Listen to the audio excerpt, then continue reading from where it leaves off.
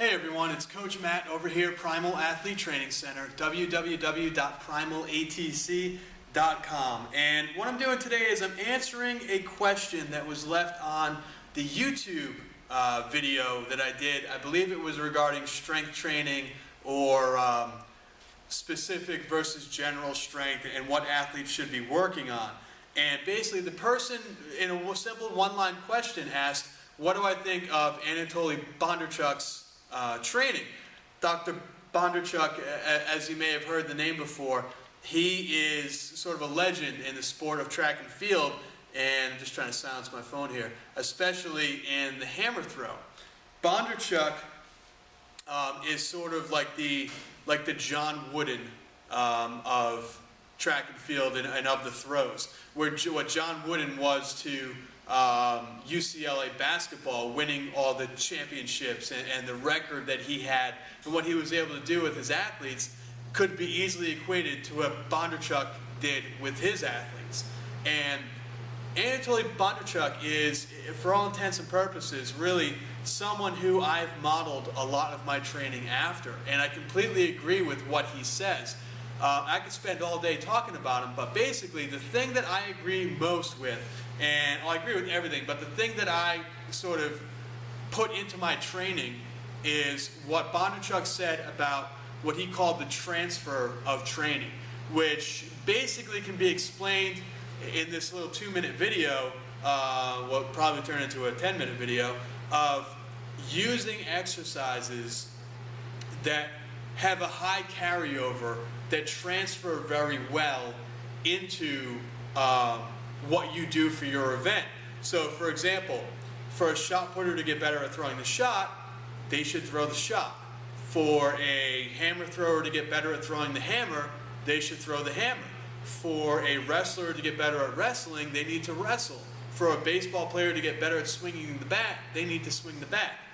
A lot of times, well, what I consider Bondarchuk to be sort of the founder of functional training, which is sort of a key word that's out there a lot. But Bondarchuk basically said, if you want to get great at your event, you have to practice your event.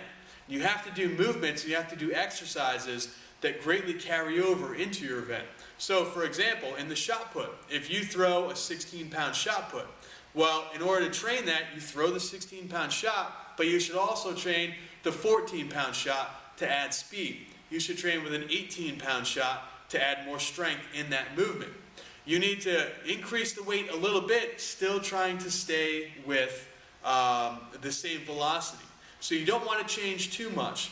So for example, going from, say, throwing the shot put to doing a real maximum heavy set of bench press for one real heavy rep doesn't carry over that well. Because in the shot, you're moving that ball anywhere from like 10 to 18 meters per second. Some of the top guys, actually probably not that high, 16 meters per second in some of the top guys, where in this you're probably moving it half a meter to 1 meter per second, depending on how heavy the weight is. So it doesn't carry over as well. And that's what he really talked about. That's what I take from this, is the carryover into the sport. Now, with that being said, the little asterisk that I would put on there is that when Bondarchuk was coming up with these theories, when Bondarchuk was proving these theories, and when he was showing that this worked, he was doing so with world-class athletes. World-class athletes that already had an extreme amount of general physical strength. So he was proving that, yes, moving a lighter bench press extremely fast carried over better into his shot put. But he was already doing that with a guy who had a 500 or 600 pound bench to start with. So he put 250 pounds on the bar of a guy that benches 500, moved it extremely fast and said, yes, this carries over. That person already had an extremely high rate of general strength. So if you're watching this video, take this into account. If you bench press, say, 200 pounds, don't think all you have to do from now on is put 100 pounds on the bench and bench it as quickly as you possibly can. You still need to increase your general strength before you move into, or at the same time as you're moving into working with your specific strength. So don't give up on general strength. You still need to get stronger. You still need to get more powerful. You still need to increase your weight on those main strength movements as you're using, or as you're doing those specific strength movements out in the circle. Things like, your medicine ball work, your heavy and your light shots, and you're heavy in your light discus and hammers and javelins and whatnot. As you're doing things like throwing putts, kettlebells, as you're working through this stuff, bands and tubing, as you're doing these specific movements to help improve your shot or your discus, you need to continue to work on your general stuff. That's the one little footnote that I want to put on this video. Bondarchuk talked about, and it works all the time, Bondarchuk talked about specific carryover, okay? And that works. 100% it works. But you need to already have a good deal of general strength to see the maximum amount of potential or the maximum amount of results from that type of training.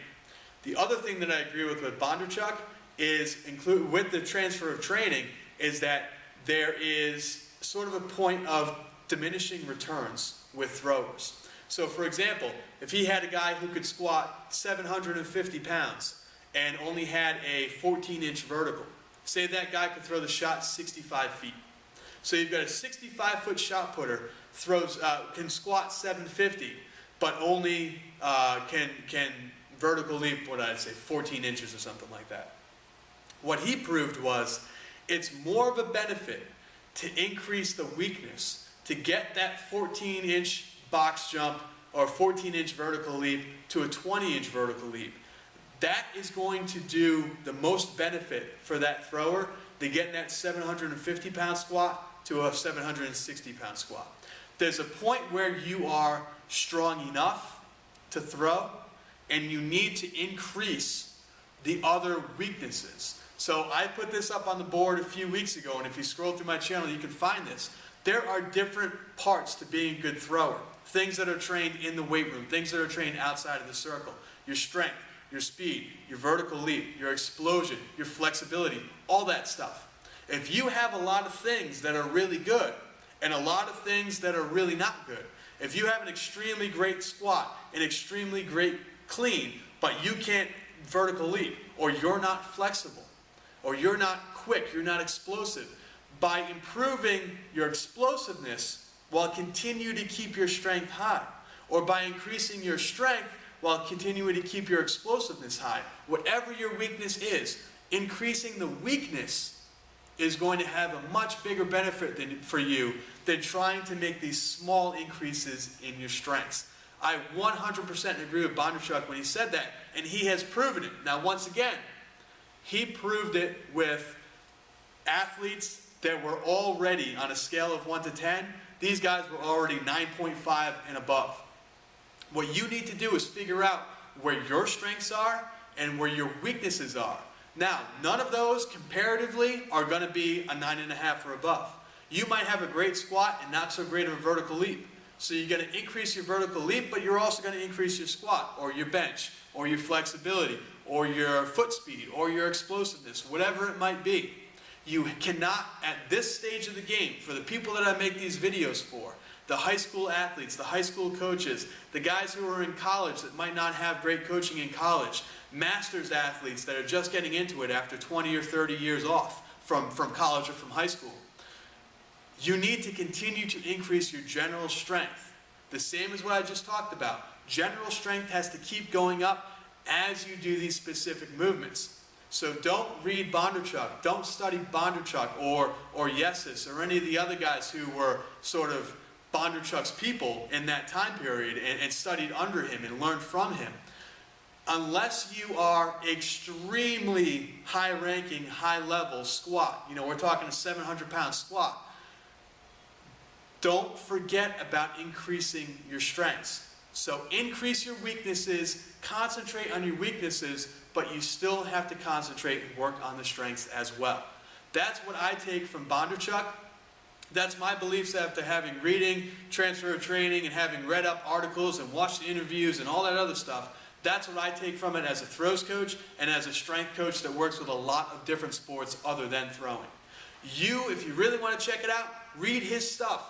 It can be tough to read at first, but if you have a passion for training, if you have a passion for coaching, you need to check it out. Get your own, figure out your own ideas from it. Take what you can from it and apply it to your practices, apply it to your athletes, apply it to your own coaching. That's all I have to say about that, guys. So great question about a guy who I've read a lot about. Great questions about a guy who I've used his principles in the training of the athletes that I work with. His stuff works. It's proven for many, many years to work, and you guys should read up on it and take from it what you will. It's Coach Matt, Primal Athlete Training Center. Thank you very much for watching the video. If you have questions, just like the guy that asked this one, ask your questions. I'll answer it here on video, and you'll be helping out thousands of throwers from around the world that watch these videos that need to improve their throws. Thanks.